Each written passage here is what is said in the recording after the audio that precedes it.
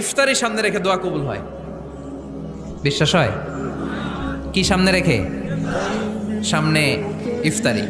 বসে থাকে আমরা তৃষ্ণায় সারাটা দিন, ছাতি ফেটে যায়। আল্লাহ দেখে, দেখতে দেখতে আল্লাহর একটা সফট কর্নার তৈরি হয়। এটাই সুযোগ কাজে লাগানোর, ঠিক কিনা? মুমিন ঝুপ যে কোপ মারে, সময় মতো কাজ করে, ঠিক কিনা?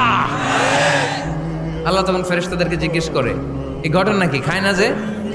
খায় না কেন? আল্লাহ রোজা রাখছে। এগুলো কি? রো আফজা, পেঁয়াজ, আলুর চপ, বেগুনি, মুরগির রান খায় না। খায় না কেন? ওরা যে ক্ষুধার্ত, আল্লাহ আপনার ভয়ে। তাই কি চায়? আল্লাহ আপনার কাছে ক্ষমা চায়, ক্ষমা চায়। আল্লাহ রহমতের দরিয়ায় জোশ খেলে যায়।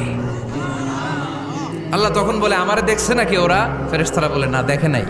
আমার জান্নাত জাহান্নাম দেখেছে? না দেখে নাই। আমারে না দেখে, জান্নাত জাহান্নাম না দেখে আমার এত ভয় করে। যাও, আজকের এই রোজার বিনিময়ে এখন বান্দা যা চাইবে সব কবুল করে নেব।